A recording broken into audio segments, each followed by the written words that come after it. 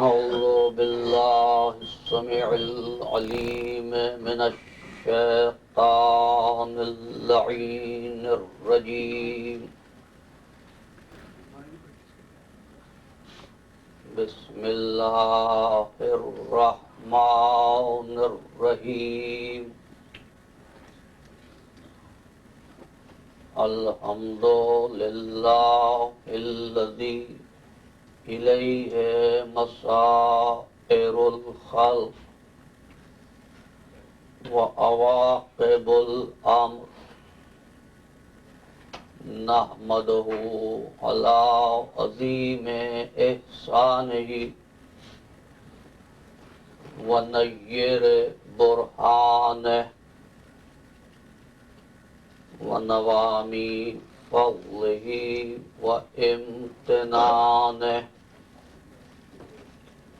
حمدا يكون لحقه قضاء ولشكره أداء، وإلى ثوابه مقربا ولحسن مزيده موجبا. لم يولد سبحانه فيكون في العز مشاركة، ولم يلد فيكون مورثا هالكا. لم يتقدمه وقت ولا زمان، ولم يتآخره زيادة ولا نقصان.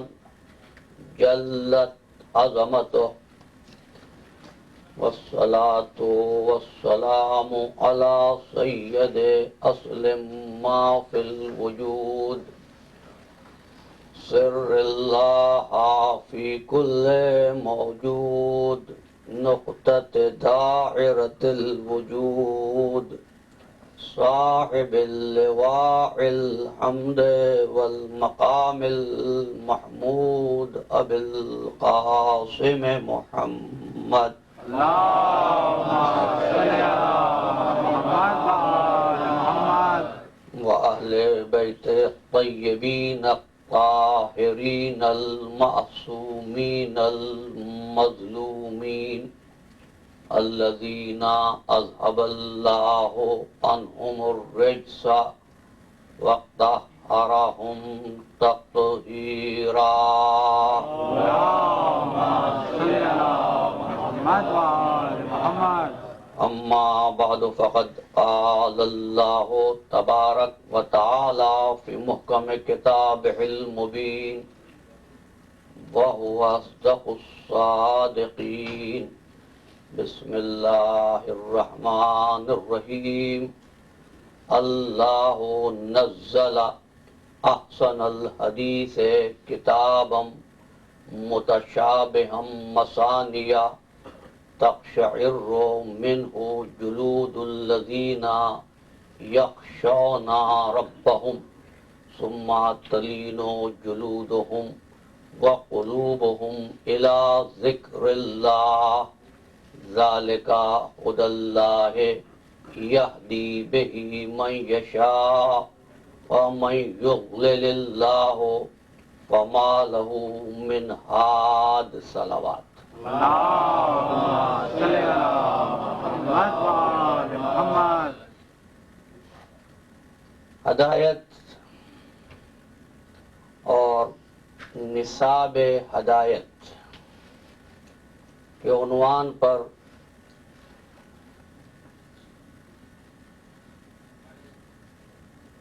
ہونے والی گفتگو میں اب تک یہ کہا گیا کہ ہدایت چند الفاظ کے زبان پر جاری کر لینے کا نام نہیں ہے. ہدایت کسی عمل کو وظیفہ بنا کر ریپیٹڈلی بجا لانے کا نام نہیں ہے. ہدایت اوراد و وظائف کا نام نہیں ہے. ہدایت اللہ کے نعرے لگانے کا نام نہیں ہے. ہدایت ذہنیت کے بدلنے کا نام ہے، ہدایت مزاج سازی کا نام ہے، ہدایت قلب کی کیفیت میں تبدیلی کا نام ہے، وہ کیفیت جو بشر کو آدمی بنا دے، آدمی کو انسان بنا دے، انسان کو مسلمان بنا دے، مسلمان کو سلمان بنا دے، اور سلمان کو صاحب ایمان بنا دے۔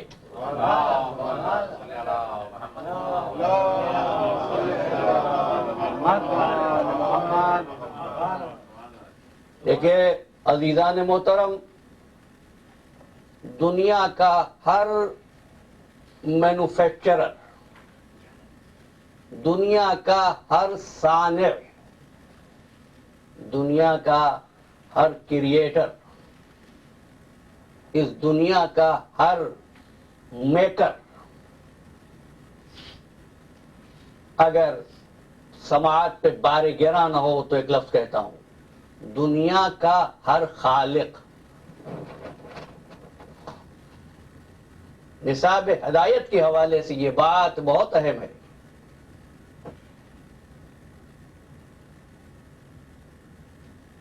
ہر خالق،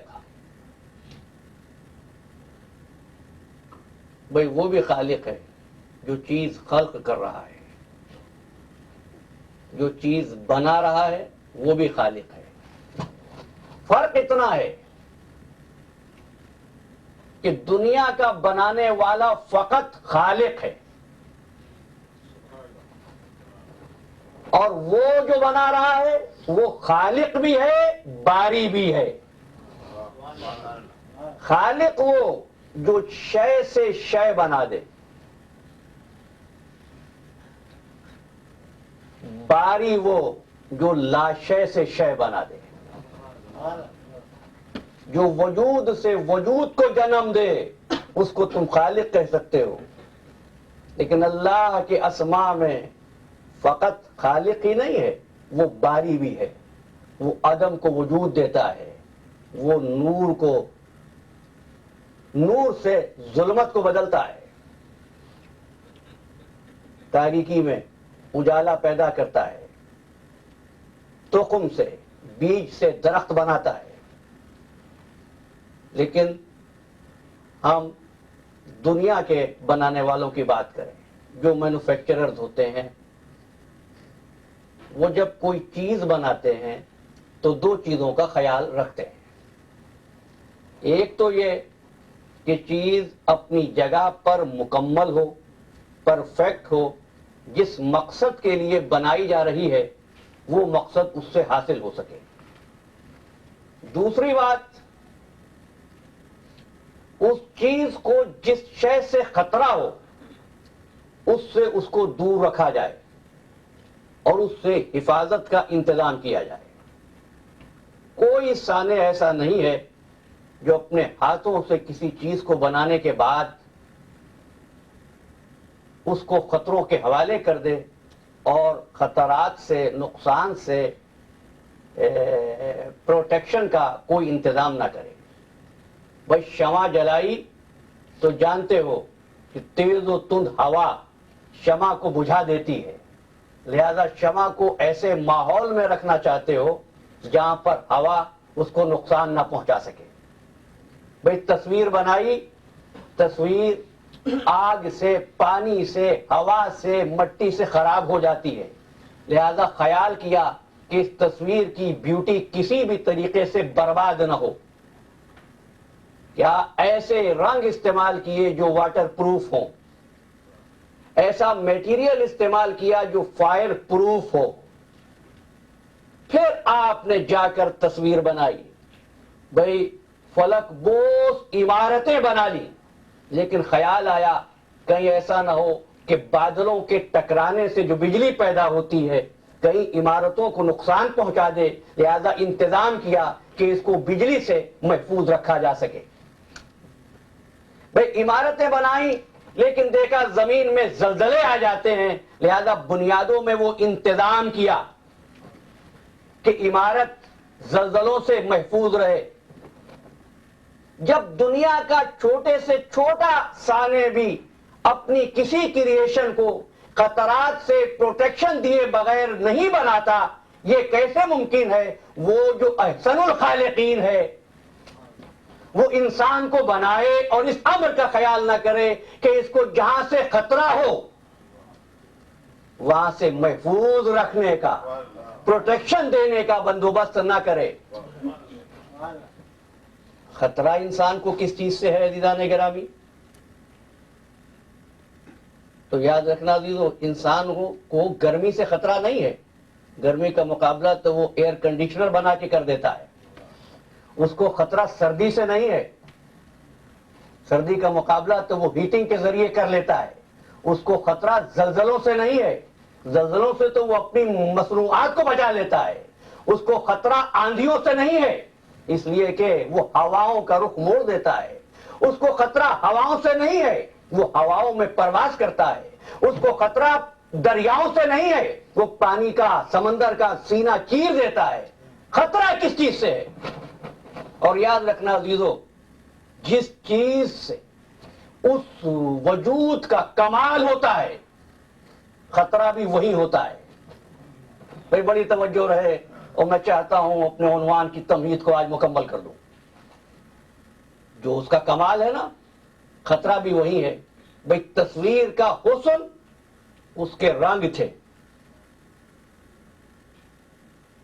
تو اگر کوئی شے سب سے پہلے کسی تصویر کو نقصان پہنچائے گی تو وہ اس کے رنگ ہوں گے، اس کی بیوٹی کو برباد کریں گے۔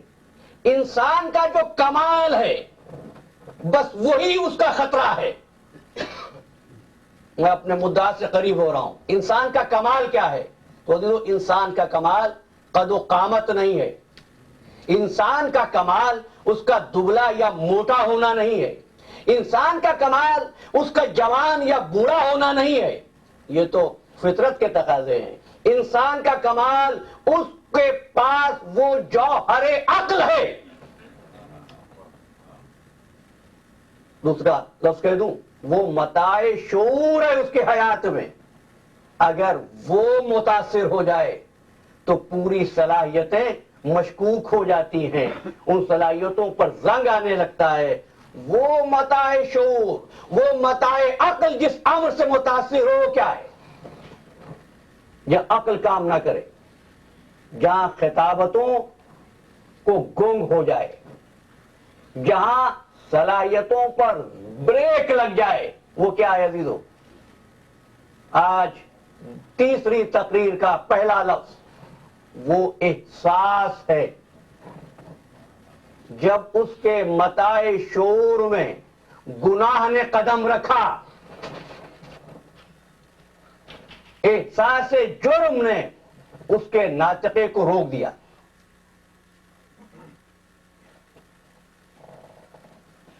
بات کو واضح کروں عزیزان محترم، جب بھی کوئی انسان گناہ کرتا ہے تو کوشش یہ کرتا ہے کہ دوسرا اس کو نہ دیکھنے پائے۔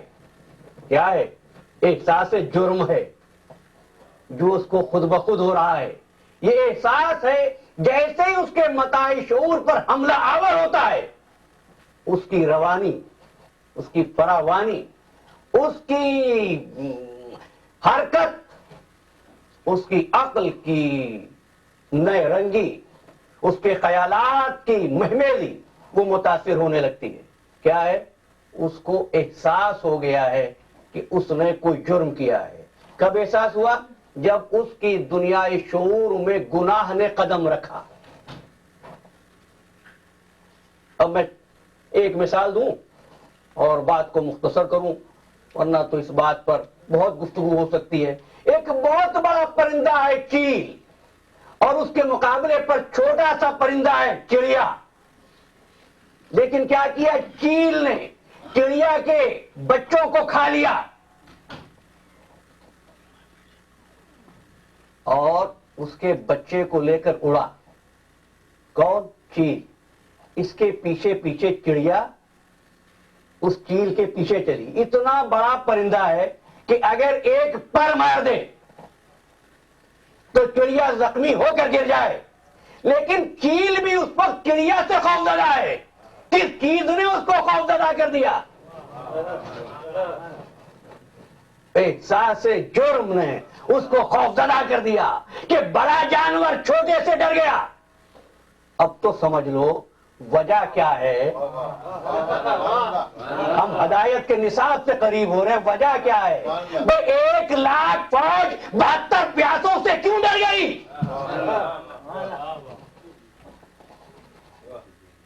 بات اور آگے کروں. بھائی بڑے اہتمام سے گھروں میں روشنی کا انتظام کیا. چراغاں کر لیا گھر میں. ہر طرف روشنی، ہر طرف جگمگاہٹ، ہر طرف چمک. لیکن جب کوئی کسی گھر میں نقب زنی کے لیے پہنچا، بریک ان کے لیے پہنچا، چوری کرنے کے لیے گیا، اندھیرا تھا، بڑھ رہا تھا کہ یک بلب روشن ہوا. وہی روشنی جس سے پیار تھا آج گھبرا گیا، ڈر گیا، وہاں سے بھاگا. کیوں؟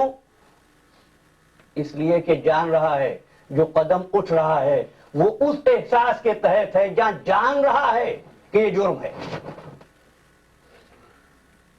بھائی انسان کو اپنے گھر کے اندھیرے میں تو ڈر نہیں معلوم ہوتا، لیکن جب کوئی نقبزن، کوئی چور کسی گھر میں جائے چوری کرنے کے لیے، بھئی بڑا بہادر ہوگا.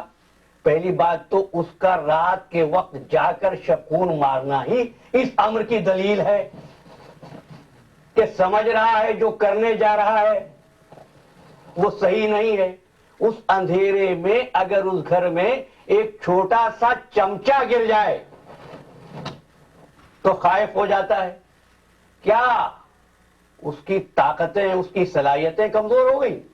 نہیں، وہی متاع شعور میں داخل ہونے والا گناہ ہے جس نے اس کو کمزور کر دیا ہے. آپ کہیں گے کہ وہ دوسرے چور تھے جو اس طریقے سے چھپ کے آتے ہوں. بات اتنی ہے کہ وہ جو دن کی روشنی میں اسلحے اور ہتھیاروں کے ساتھ آتے ہیں، خوف ان کا بھی گیا نہیں ہے. فرق اتنا ہے انہوں نے خوف کے مجسمے کو ہتھیاروں کی چادر اڑا دی ہے. ڈر آج بھی رہے ہیں، خوف زدہ آج بھی ہیں. وہ ڈر ہے جو جا نہیں رہا ہے. عزیزان محترم، انسان کے متاع شعور میں جیسے ہی گناہ قدم رکھتا ہے وہیں سے اس کی صلاحیتوں کو زنگ لگ جاتا ہے، اس کی صلاحیتیں ماند پڑ جاتی ہیں. تو وہ چھوٹے چھوٹے دنیا کے مینوفیکچرر تو یہ چاہیں کہ خطروں سے بچائیں اپنی مصنوعات کو، تو وہ تبارک اللہ احسن الخالقین، کیا اس نے اس انسان کو گناہ کے اس قدم سے بچانے کے لیے کوئی انتظام نہیں کیا ہوگا کہ گناہ اس کے شعور میں قدم نہ رکھنے پائے؟ گناہ سے روکنے کے لیے جس قوت کا اس نے انتظام کیا اس کا نام ہدایت ہے. ہم نے ہدایت کو ڈیفائن کر دیا.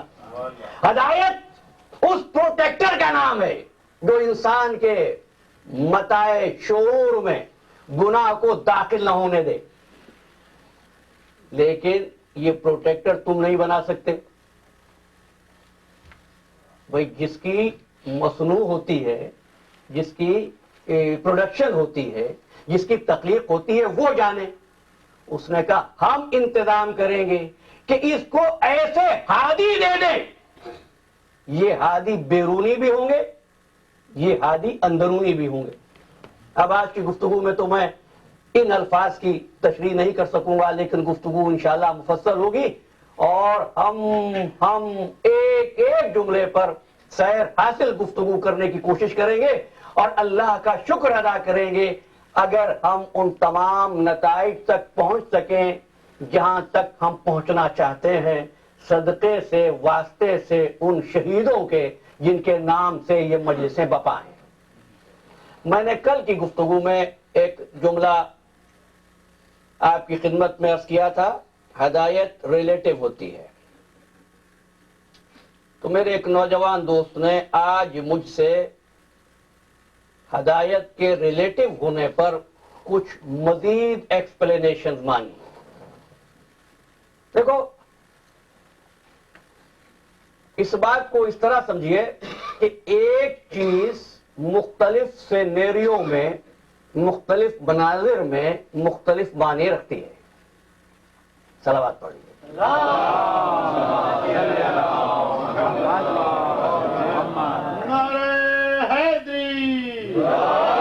محمد والے محمد بلندر صلوات.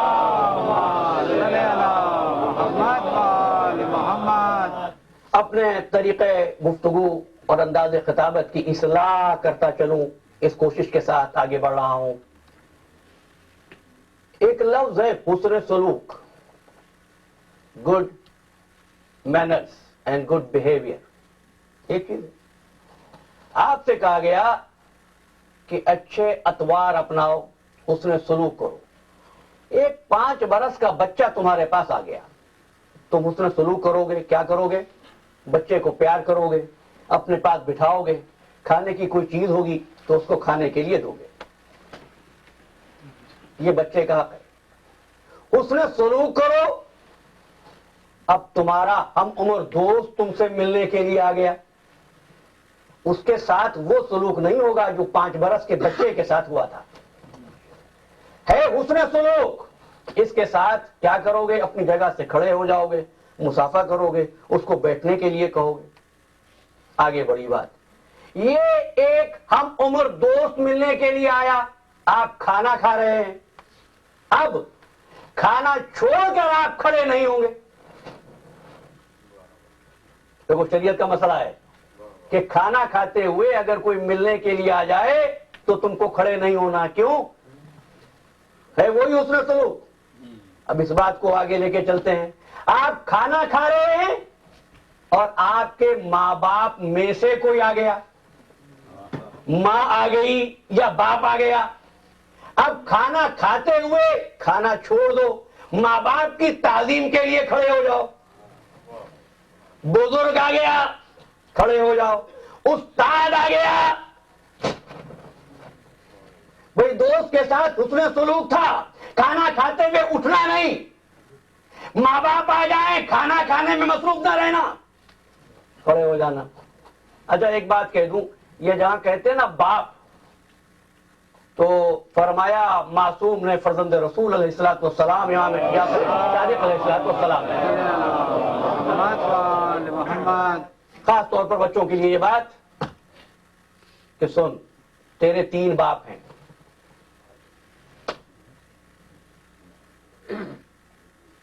ایک وہ من ولدک، جس نے تجھے پیدا کیا، اور من علمک، جس نے تجھ کو پڑھایا، اور تیسرا باپ کون ہے؟ من زوجک، جس نے تجھ کو اپنی بیٹی دی.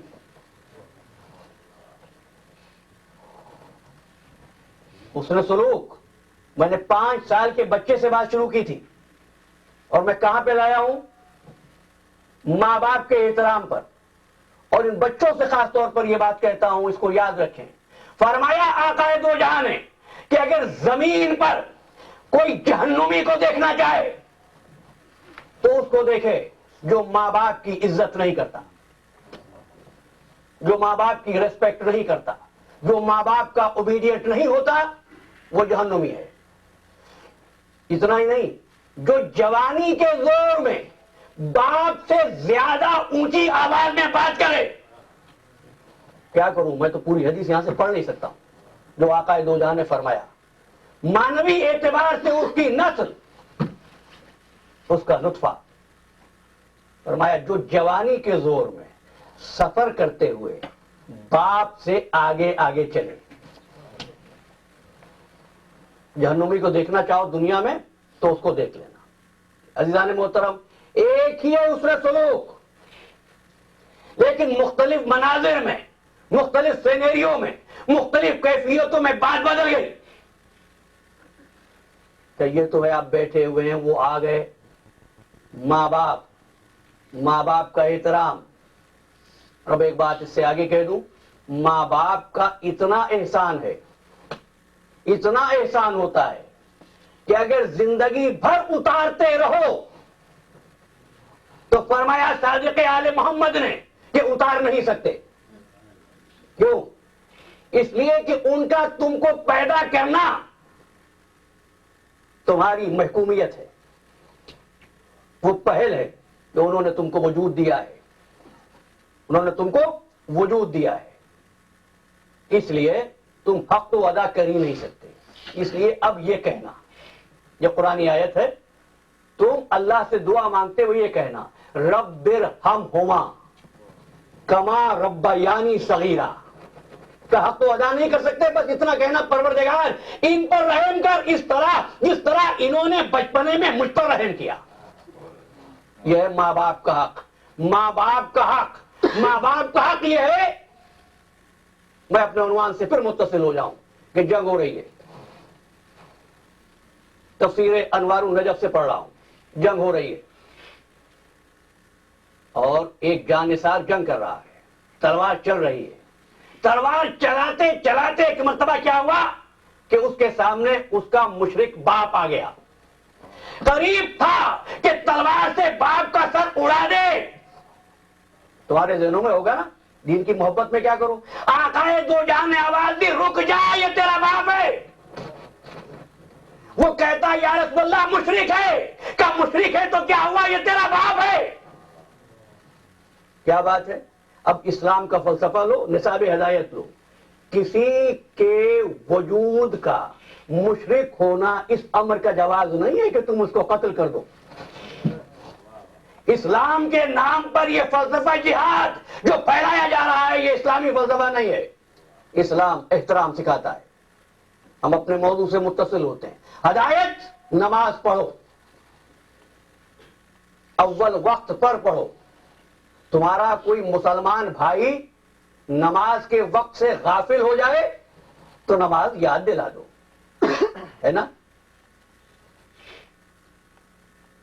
تو ایک بات بطور یاد دہانی، ماشاءاللہ بزرگ واقف ہیں، دیکھو اپنی واجب نماز، واجب عبادات کا ذکر کرو، مستحب نمازوں کا ذکر بھی نہ کرو۔ کہ اگر آپ ہفتے میں 2 دن روزے رکھتے ہیں تو احباب میں بیٹھ کر نہ بتائیے کہ میں ہر جمعرات کو، ہر جمعے کو روزہ رکھتا ہوں۔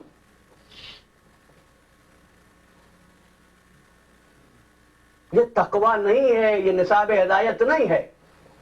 نصاب ہدایت یہ ہے کہ جو نیکی تم مستحباً کر رہے ہو، استحباباً کر رہے ہو، وہ تمہارے اور تمہارے خالق کے درمیان ہے۔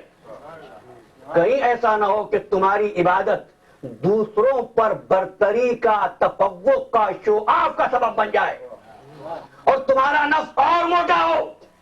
میں ایک بات کہہ دوں، اگر مستحبی روزہ ہو، دوستوں کی محفل میں چلے جاؤ اور دوست کہیں آؤ کھاؤ، تو حکم ہے شرع اسلام یہ کھا لینا،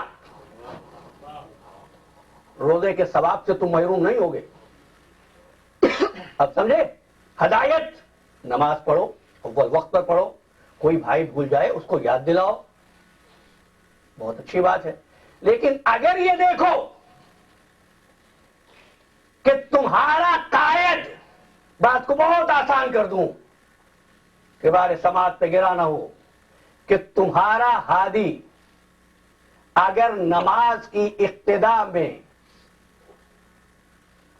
آنے میں کسی تاخیر سے آ رہا ہے تو اس کو یاد نہ دلانا یا رسول اللہ آج نماز میں تاخیر ہو گئی، بس یہ دیکھ لینا کہ اس کی پشت پر کون سوار تھا، اس کو تاخیر کیوں ہو رہی تھی۔ بس یہی فرق ہے ہدایت میں اور نصاب ہدایت کو سمجھتے ہوئے کہ تم اگر نماز پڑھو تو نماز میں اس طرح غرق رہنا کہ تمہیں دنیا و مافیا کی خبر نہیں ہونی چاہیے۔ ٹھیک؟ بہتر نماز کون سی ہے؟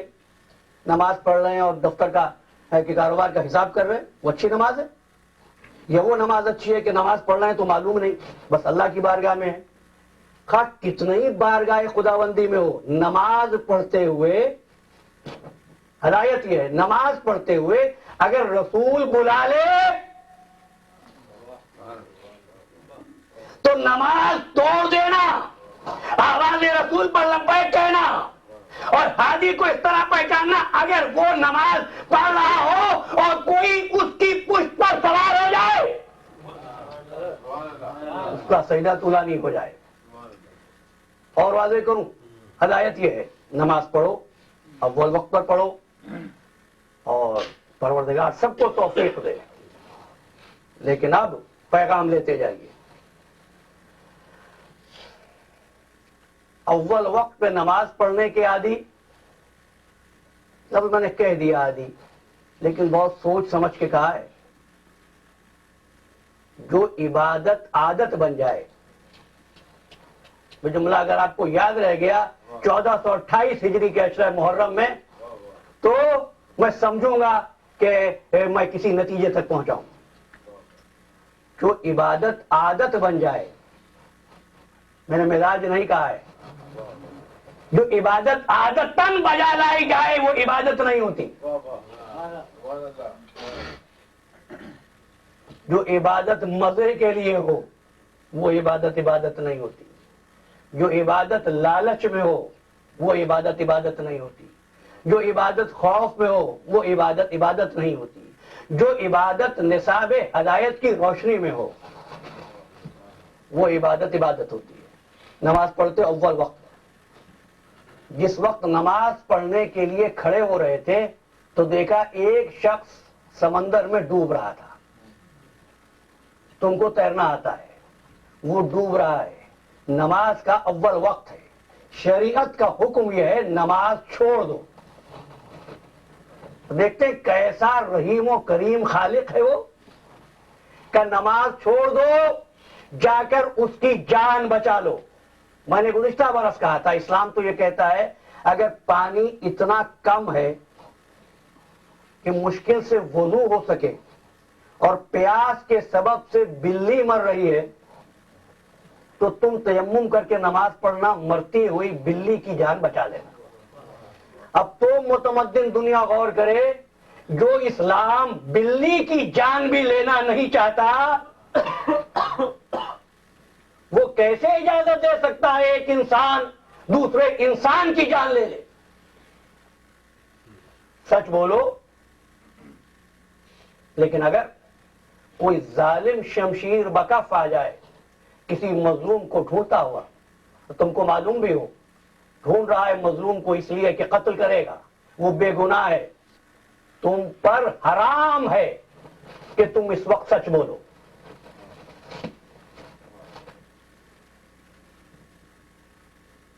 اب جو کہا گیا اس وقت سچ بولنا حرام ہے, تو کیا سچ بولنا ممنوع ہو جائے گا؟ نہیں, یہ ریلیٹیویٹی ہے, یہ اضافیت ہے. اس سینیریو میں شریعت کا فیصلہ یہ ہے. اب تم سوچو گے کہ یہ میری خطابت ہے.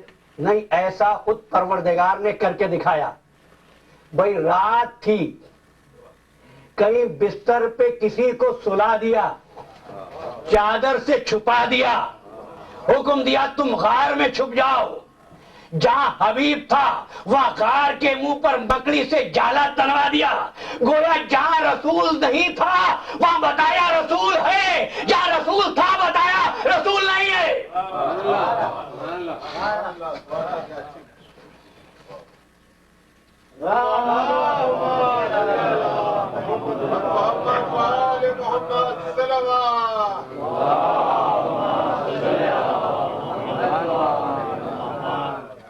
ہدایت اور اس کی اضافیت کی تشریح ہوئی. اب آپ سے عرض کروں, ہدایت وہ جس کا اثر نصاب ہدایت بن جائے. اور جب ہدایت کا اثر نصاب ہدایت بن جائے تو کیا ہوتا ہے, یہ طولانی رکوع سجود ایک طرف رہ جاتے ہیں. اقبال نے کہا تھا, کہا مجاہد ترکی نے مجھ سے بعد نماز, طویل سجدہ ہیں کیوں اس قدر تمہارے امام. وہ مرد سادہ مجاہد, وہ مومن آزاد, خبر نہ تھی اسے کیا چیز ہے نماز غلام. ہزاروں کام ہیں بندان حر کو دنیا میں کہ جن کے ذوق عمل سے ہیں امتوں کے نظام. خدا نصیب کرے ہند کے اماموں کو, خدا نصیب کرے ہند کے اماموں کو وہ سجدہ جس میں ہے ملت کی زندگی کا بیان.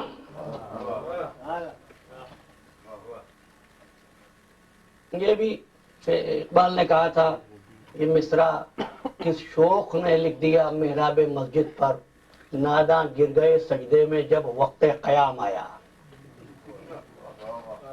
نماز کا فلسفہ تو یہ تھا کہ اس کے سامنے سر جھکاتے تاکہ کہیں اور سر نہ جھکتا۔ یہ ہوا کیا؟ اللہ کے حضور میں سر کو جھکایا، پھر بھی ہر قوم کے سامنے ہاتھوں کو پھیلایا۔ کیوں؟ اس لیے کہ یہ سجدہ ہدایت کے اثر میں نہیں تھا، عادت کے اثر میں تھا۔ یہ سجدہ تھا جو نصاب ہدایت نہیں بنا سکا۔ کہا تم کو بتاؤں گا، سمجھاؤں گا کہ نصاب ہدایت کیسے ہوتی ہے۔ بھئی سب کی نمازیں ایک طرف، رکوع ایک طرف، سجود ایک طرف، قیام ایک طرف، کسی کے ہاتھ کی ایک ضربت ثقلین کی عبادت سے بہتر ہو گئی۔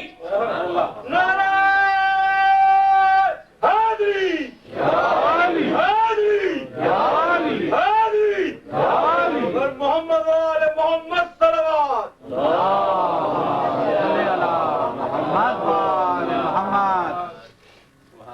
عزیزان محترم، اچھا اب یہ بتانا ہدایت آتی کہاں سے ہے؟ کہاں سے آتی ہے؟ بھائی میں یقین کرنا چاہتا ہوں کہ ابھی تک نیند آپ کے اور میرے درمیان میں حائل نہیں ہوئی ہے۔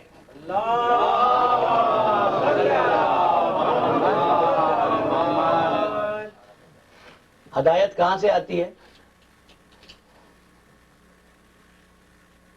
اما یاتی انکم منی ہدن فمن تبع ہدایا فلا خوف علیہم ولا هم یحزنون۔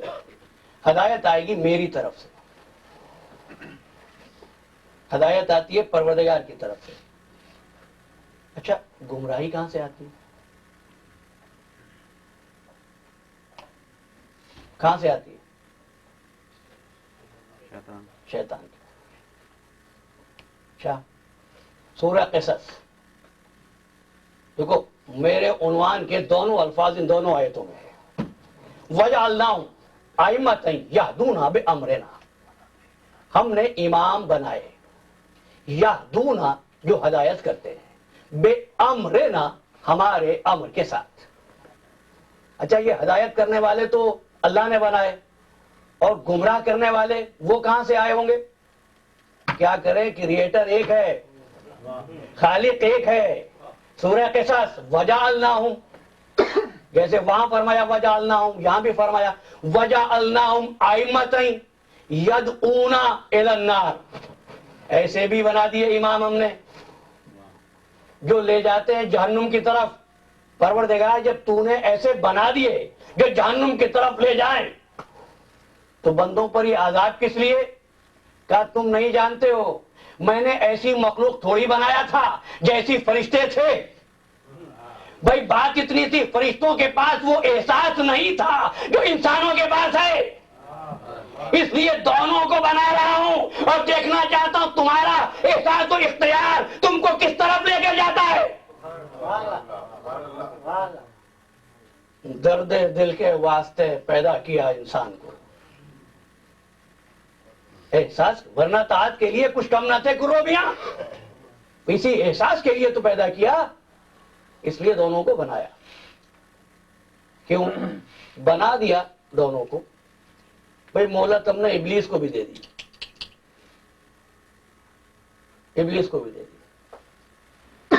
ایک بات بڑی عجیب ہے، ابلیس آخر وقت تک کہتا رہا رب کا فبعزت کا، فبعزت کا، تیری عزت و جلال کا واسطہ، یا رب یا رب یا رب۔ اس نے ربوبیت سے انکار نہیں کیا۔ کیا کہو گے شیطان ہدایت پا گیا تھا؟ تو جان لینا صرف رب کو مان لینے سے ہدایت نہیں ملتی۔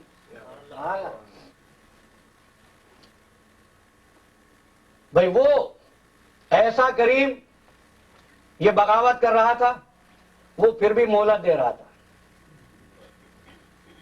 پروردگار رب انظرنی الی یوم یبعثون، مجھے مہلت دے دے، وقت ہے معلوم تک کا مہلت نہیں۔ پروردگار یہ کیا بات ہوئی؟ کہا یہ اس لیے ہے کہ ہم نے تجھ کو، انسان کو، ایک ایسی مخلوق بنایا، انا ہدیناہ السبیل اما شاکرا و اما کفورا، اس کو مجبور نہیں کیا، ہدایت والا امام بھی بنا دیا، جہنم کی طرف لے جانے والا امام بھی دے دیا۔ اب تیرا احساس جانے اور تیرا اختیار جانے، جس کو چاہے تو پسند کر اور جس کے پیچھے تو چاہے چل، دنیا میں تیری مرضی۔ ٹھیک، دونوں امام۔ اب آواز دی، یوم ندعو کل اناس بامامہم، ہم قیامت کے دن ہر ایک کو بلائیں گے اس کے ایمان کے ساتھ۔ یہ نہیں بتایا نیکی والے ایمان کے ساتھ، جس نے جس کو بنایا اس کے ساتھ بلایا جائے گا۔ اور میں تو عزیزو یہ سوچتا ہوں کہ قیامت کے دن اگر ایک ایک آدمی کو دیکھ کے حساب ہونے لگا تو قیامت کا دن ہو جائے گا۔ بھئی امام کو دیکھ کر ہی حساب ہو جائے گا۔ اب پروردگار دنیا میں غلطی ہوئی، اب اس امام کو چھوڑتا ہوں، اس کو پکڑ لیتا ہوں۔ کہا نہیں، دنیا میں تیری مرضی تھی، جس کو چاہے بناتا، اب میری مرضی ہے، بدلنے نہیں دوں گا۔ احساس احساس احساس۔ لیکن ایک لفظ پہ آپ غور کریں، کیا فرمایا؟ وَجَعَلْنَاهُمْ أَئِمَّةً يَهْدُونَ بِأَمْرِنَا لَمَّا صَبَرُوا، ہم نے ائمہ بنایا ایسے لوگوں کو جو ہمارے امر سے ہدایت کرتے ہیں۔ پھر ارشاد ہوا الا لہ الخلق والامر، بس آخری جملے، الا لہ الخلق والامر، اس کے لیے ہے خلق، اس کے لیے امر۔ دیکھو ہدایت اور نصاب ہدایت بہت واضح ہو جائے گا۔ الا لہ الخلق والامر، اس کے لیے خلق، اس کے لیے امر۔ خلق سے سبجیکٹ کیا بنتا ہے، فاعل کیا بنتا ہے؟ خالق۔ امر سے فاعل کیا بنتا ہے؟ عامر۔ الا لہ الخلق والامر، وہ خالق بھی ہے، توجہ، وہ عامر بھی ہے۔ اب اللہ کے اسماء حسنی میں دیکھو، تم کو خالق تو مل جائے گا، بھئی وہ خالق ہے، وہ غفور ہے، وہ رحیم ہے، وہ کریم ہے، وہ منان ہے، وہ حنان ہے، وہ دیان ہے، وہ برہان ہے۔ ذرا تلاش کر کے بتاؤ کہیں کا عامر؟ نہیں، عامر عین کے ساتھ نہیں، الف کے ساتھ۔ عامر، امر کرنے والا پروردگار، تو نے خلق کیا، خالق ہو گیا۔ امر کیا، تو نے خود کو عامر نہیں کہا، کہ اس لیے نہیں کہا خلق تو ہمارے پاس ہی رہے گا، ہمارا امر جس کے پاس آ جائے وہ صاحب امر ہوگا۔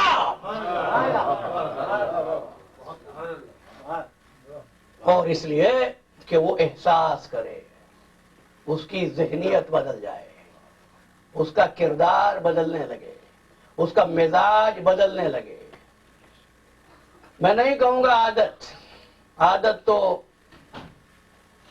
فطرہ ثانیہ ہوتی ہے، فطرت ثانیہ ہوتی ہے۔ انشاءاللہ آئندہ آنے والی گفتگو میں اس امر پر بھی گفتگو کریں گے، لیکن اس وقت کہنا یہ ہے کہ اگر دین، اگر ہدایت مزاج پر تبدیلی مرتب نہ کر سکے تو وہ ہدایت نہیں ہوتی۔ ہمارا سب سے بڑا المیہ یہ ہے، یہ امت روایات میں کھو گئی، حقیقت خرافات میں کھو گئی۔ حقیقت کہاں ہے؟ نجم افندی نے کہا تھا، مجھے اس وقت بات یاد آ رہی ہے تو اختتام گفتگو پر آپ سے شیئر کرتا چلوں۔ پورے قرآن میں کہیں نہیں ہے کہ کسی آدمی نے، کسی اللہ والے نے، کسی برگزیدہ شخصیت نے ایسی منت مانی ہو کہ اگر میرا یہ کام ہو جائے تو تمام دوستوں کی دعوت کروں گا، یا مسجد میں رسگلے جا کر بانٹوں گا۔ تمہاری منتیں کیا ہیں؟ تمہاری وقت گزاری کے مشغلے۔ ہدایت کیا کہتی ہے؟ جب ہمارے والوں نے منت مانی ہے تو کیا کہا ہے؟ بھائی صرف دو باتیں. مریم کی ماں نے نظر کی تو کیا کیا نظر تو معافی بطن محررن, جو اولاد پیدا ہوگی پروردگار تیرے گھر کے حوالے کر دوں گی, تیرے گھر کی خدمت کے لیے. دوسری نظر اگر منت مانی سیدہ عالم نے تو کیا, میرے بچے اچھے ہو جائیں تو 3 روزے رکھوں گی. ہوتی ہیں یہ منتیں اب آپ کے یہاں؟ لیبل تو شیعوں کا ہے نا. نجم افندی نے کہا تھا زری کو کاندھا دیا بھی تو کیا, جب بھائی نے بھائی کو سہارا نہ دیا. کیا ہے عزیزان محترم, یاد رکھنا, یہ باتیں یاد رہے کہ ہزاروں روپے خرچ کر کے دین کی تبلیغ کے نام سے, نظر و نیاز کے نام پر, عزاداری کے نام پر تم خرچ کرو, اللہ اور دے. لیکن کبھی سوچا کہ پڑوس میں کوئی بچہ اس لیے تعلیم حاصل نہ کر سکے کہ اس کے پاس فیس دینے کے پیسے نہیں تھے؟ کیا ہے مذہب کا وہ حصہ پسند آیا جہاں پر کردار سازی نہ ہو, جہاں پر رسم ہو. اس رسم کا نام مذہب ہے, اس رسم کا نام ہدایت ہے.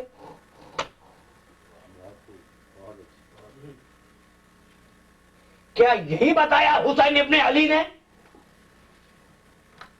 خدا کی قسم میری بہنیں مجھے سن رہی ہیں کہ سیدہ عالم جس کا جنازہ رات کی تاریکی میں اٹھا, وہ زینب جو جلتے ہوئے قیام میں بھی اپنے بیمار بھتیجے سے پوچھے بغیر باہر نہیں نکلی.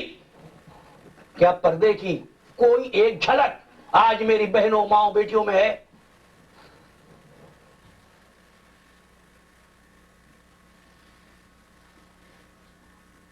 عزیزان محترم, سخنائے گفتگی بہت خوف فساد خلق سے ناگفتہ رہ گئے, لیکن اب نصاب ہدایت پر گفتگو کرتا ہوا کہہ رہا ہوں. حسین ابن علی کا محبوب ترین مشغلہ یہ تھا, سنو,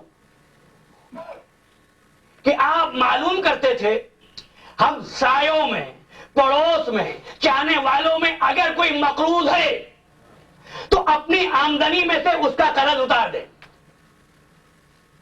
حج کا تقاضا کیا ہے عزیزو؟ میں شب جمعہ میں یہ واقعہ بیان کر چکا ہوں کہ حج کا مفہوم, حج کی تھیم کیا ہے. اگر بات یہاں تک پہنچی تو آپ عرض کروں, میرے پاس ایک نوجوان آیا اور آگے کہتا ہے مولانا فلاں ویب سائٹ آپ کو معلوم ہے؟ نہیں معلوم. بھئی کیا ہے اس ویب سائٹ پر؟ کہ اذان ہے, بہت اچھی اذان ہے. میں نے کہا کوئی نئی اذان ہے؟ بس گفتگو میں نے ختم کی. کوئی نئی اذان ہے؟ کہ نہیں, اذان تو وہی ہے جو مومن سینٹر میں ایقاع میں ہوتی ہے. فرق کیا ہے؟ کہ مولانا اس کا ترنم بہت اچھا ہے. بھئی اذان سنتے چلے, اذان نے احساس پیدا نہیں کیا, ترنم تمہاری طبیعتوں پر اثر انداز ہوا. سمجھے آپ عزیزان محترم؟ یہی وہ فکر تھی جس کو پہلے روز, بتاؤ کسی جگہ پر کوئی کام ہو, کوئی نیک کام ہو, اس کی آغاز ہو تو کتنی اچھی بات ہوتی ہے. بھئی پہلی مسجد عالم اسلام کی کس نے بنائی؟ سرکار ختمی مرتبت محمد مصطفیٰ صلی اللہ علیہ وآلہ وسلم نے. پہلی مسجد, تاریخی مسجد, آج تک موجود, قیامت تک رہے گی, جس کو اللہ کے رسول نے بنایا. جب مسجد بن گئی کہ لوگوں میں, ان عربوں میں جو بہترین زبان بولتے تھے, جب وقت اذان آیا حکم دیا بلال آؤ اذان دو. یا رسول اللہ میں تو شین نہیں کہہ سکتا, کہ تمہاری سین اللہ کو شین سے زیادہ پسند ہے. بلال نے اذان کہی, اشہد ان لا الہ الا اللہ. جانو فرقو, میں کیا کہنا چاہتا ہوں, کیا پیغام پہنچا رہا ہوں آپ تک. یا رسول اللہ آج تو کسی کے مخارج درست نہ ہو, تم کہتے ہو اس کو نماز بھی نہیں پڑھانی چاہیے, اذان بھی نہیں کہنی چاہیے. یا رسول اللہ فصیح و بلیغ میں اب تمام عرب والوں پر، تمام مدینے والوں پر بات گراں گزر رہی ہے، ہمارے ہوتے ہوئے کوئی گلابی اردو بولنے لگے نا لکھنؤ میں جا کر تو دیکھو کیسی گزرتی ہے. ان فصیح و بلیغ عربوں میں بلال اذان کہہ رہے ہیں. اب مجھے تفصیل میں نہیں جانا، بس ایک جملہ، یا رسول اللہ آپ نے بلال کو کیوں کھڑا کیا اذان کے لیے؟ کہ تو نہیں جانتا میرا دین الفاظ کا دین نہیں ہے. ہدایت الفاظ سے نہیں آتی، ہدایت الفاظ کی کیفیتوں سے آتی ہے. میں مزاج بدلنے آیا ہوں، میں کردار بدلنے آیا ہوں. بلال کو اس لیے کھڑا کیا ہے کہ بلال ہے غلام، بلال کل تک ہے غلام، آج ہے مؤذن. بس پیغام دے رہا ہوں، بات ختم کر دی میں نے. کل تک تھے غلام، آج ہے مؤذن. انہوں نے بت توڑ دیے، لکڑی کے، پتھر کے، مٹی کے. ایک بت رہ گیا ہے. کون سا بت ہے؟ جو نفس کے اندر رہتا ہے، نفس کا، گرج کا، ایگو کا، وقار کا، انسانی انا کا. کہ کھڑا کروں گا بلال کو تاکہ ان کا وہ بت ٹوٹ جائے. کل تک یہ پکارا کرتے تھے اور بلال دوڑتے ہوئے آتے تھے، اب بلال پکاریں گے، یہ دوڑتے ہوئے جائیں گے. محمد والے محمد بلند صلوات. نعرہ حیدری. بلال سے نماز نہیں پڑھوائی، اذان کہلوائی. اس لیے پیش نماز کو تو وہ دیکھے گا جو مسجد میں آئے گا، اذان کی آواز وہ بھی سنے گا جو راستے سے گزرے گا. تو عزیزو، جس کے مؤذن کے مرتبے کو تم نہ جان سکو، یہ خوش الحانیاں 10 روز تک صرف خوش الحانی پر گفتگو کر سکتا ہوں. تاریخ کے اتنے گوشے میرے سامنے اس وقت آ رہے ہیں، لیکن بات کو روک رہا ہوں، وقت ہو گیا ہے. احساس، مزاج، کردار، تشکیل سیرت، ان چیزوں سے انسانی قلب ہدایت کی روشنی میں مزین ہوتا ہے. وہ ادراک حاصل کرے مسلمان جہاں اس کو ہر دوسرا آدمی دشمن نظر نہ آئے، ہر آدمی خطرہ نظر نہ آئے. ادراک کتنا بلند ہو، ادراک کتنا بلند ہو، مزاج کتنا صاف ہو، صفائے باطن اس منزل پر ہو کہ ساتھ میں رہنے والے ایک طرف اگر سواری کی ایک جانور بھی ہو تو اس ادراک کو پالے. بھئی آپ سفر کریں، کیا سوچیں گے؟ کہاں ٹھہروں؟ دوستوں سے مشورہ، دوستوں سے بات. محمد عربی تشریف لے گئے مدینے میں، لوگ چاہتے ہیں ہمارے گھر پر رہیں.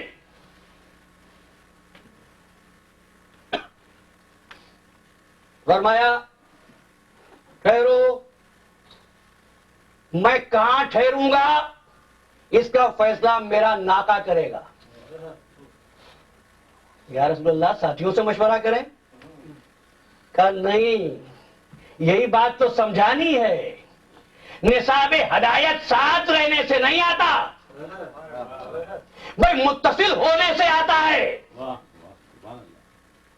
تو جس کی منزل کا فیصلہ بھی لوگ مشورے سے نہ کر سکیں، اس کی خلافت کا فیصلہ مشورے سے کیا جائے. کہ جہاں میرا ناکہ رکے گا میں وہاں قیام کروں گا. ابو ایوب انصاری کے گھر پر حضور کا ناکہ رکا. حضور کے ناکے کا ادراک دیکھا. جب حضور کے ناکے کا ادراک یہ ہو تو اس کا ادراک کیا ہوگا جس کے لیے رسول ناکہ بن جائے. تو پھر حیران نہ ہونا کہ اگر اس کا گھوڑا کسی منزل پہ پہنچ کے رک جائے. بھئی وہ شخصیت ہے جس کا ناکہ رسول ہے. اگر رسول کا ناکہ فیصلہ کر سکتا ہے کہاں ٹھہرے میرا آقا، تو تو حسین کا گھوڑا بھی فیصلہ کرتا ہے آقا کہاں ٹھہرے. یہ محرم کی دوسری تاریخ تھی. ذوالجناح چلتے چلتے رکا. اسب وفادار کچھ دنوں کی زحمت اور ہے, آگے بڑھ. گھوڑے نے گردن کو جھکایا. روایتیں بتاتی ہیں کہ وہ گھوڑے جو حسین کی سواری میں تھے 7 گھوڑے بدلے گئے. کوئی گھوڑا آگے نہیں بڑھا. جب کوئی گھوڑا آگے نہیں بڑھا ایک مرتبہ فرمایا عباس ذرا قریب کے رہنے والوں کو بلا لاؤ. آگے بنو اسد. اے لوگوں اس زمین کا کیا نام ہے؟ کہا آقا اس زمین کو ماریا کہتے ہیں. اور بھی کوئی نام ہے؟ ہاں مولا اسے نینوا بھی کہتے ہیں. اور کوئی نام ہے؟ کہ مولا اسے غازریہ بھی کہتے ہیں. کیا کوئی اور نام بھی ہے؟ کہاں شت فرات بھی کہتے ہیں. کیا کوئی نام تم بھول تو نہیں رہے ہو؟ میرا دل کہتا ہے آگے بڑھوں اور کہوں کہہ دو مولا سے کہ مولا بس اور کوئی نام نہیں ہے. لیکن انہی لوگوں میں سے ایک آدمی نے بڑھ کے کہا آقا اسے کربلا بھی کہتے ہیں. بس یہ سننا تھا. ایک مرتبہ فرمایا وقف ولا ترلو ٹھہر جاؤ آگے ہماری منزل. خیرالو قافلے کو یہی وہ جگہ ہے جہاں ہمارے بچے ماؤں کی گودوں سے لے کر ذبح کر دیے جائیں گے. یہی وہ جگہ ہے جہاں ہمارا چمن تاراج ہو جائے گا. قافلہ ٹھہر گیا. بیویاں محملوں سے اترنے لگی. خیمے لگا دیے گئے. ثانیہ زہرا نے جیسے ہی زمین کربلا پہ قدم رکھا ایک زرد غبار اڑا اور شہزادی کے طیب و طاہر گیسو غبار آلود ہو گئے. یہ غبار شہزادی زینب کے طیب و طاہر گیسو آلودہ کر گیا. فقط گیسو ہی نہیں میں کہتا ہوں یہ غبار مدینے تک پہنچا. جب عاشور کے دن ام سلمہ نے دیکھا یہ غبار تاج رسالت مآب کے سر پہ تھا. ایک مرتبہ زینب کہنے لگی فضہ ذرا میرے بھائی کو بلا لے. حسین آئے. زینب کیا بات ہے؟ فرماتی ہے بھیا میرے ساتھ چھوٹے چھوٹے بچے ہیں. جیسے زمین پہ قدم رکھا ہے ایک غبار اڑا اور میرے گیسو آلود ہو گئے. بھیا یہ علامت کچھ اچھی نہیں ہے بھیا کہیں اور چلو. تو ایک مرتبہ فرمانے لگے زینب جب سے یہ زمین پیدا ہوئی ہے میرے لیے میں پیدا ہوا ہوں اس زمین کے لیے. میں اس زمین کے لیے پیدا ہوا ہوں. ہم اس کربلا کو نئی جنت بنائیں گے زینب. ہمیں یہی رہنا ہے. ہم کربلا کو کربلا معلیٰ بنائیں گے زینب. قافلہ ٹھہر گیا. حسین ابن علی خیمے سے باہر آئے. بنو اسد کو بلایا. اس کے بعد فرمانے لگے بنو اسد ہم تم سے زمین کو خریدنا چاہتے ہیں. آقا زمین آپ کی ہم بھی آپ کے غلام ہیں. لیکن آقا بزرگوں سے سنا ہے جب بھی کوئی اللہ کا نیک بندہ اس زمین پر آیا ہے کسی نہ کسی مصیبت میں ضرور مبتلا ہوا. آقا آپ یہاں قیام نہ کریں.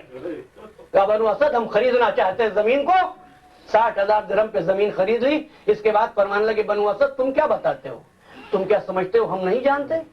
یہ زمین ہمارے لیے ہے. ہم اس زمین کے لیے ہیں.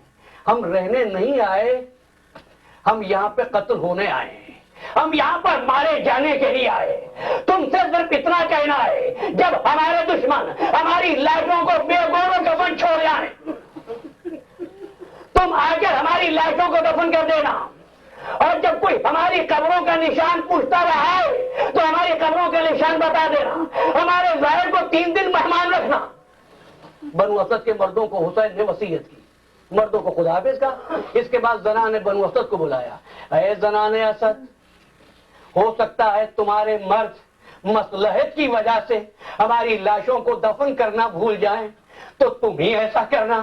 ہماری لاشوں کی طرف آ جانا یا مردوں کو یاد دلا دینا. ایسا نہ ہو غریبوں کی لاشیں بے گوروں کفن رہ جائیں دفن نہ ہو سکیں. حسین کو کتنا خیال تھا اپنے دفن ہونے کا. بنو اسد کی عورتوں سے بات کرنے کے بعد ایک مرتبہ بنو اسد کے بچوں کو بتایا اور کہ بچوں ہو سکتا ہے تمہارے بڑے مصروفیات دنیا میں یاد نہ رکھ سکے تو بچوں تم ہی ایسا کرنا شام کو کھیلتے ہوئے اس طرف آ جانا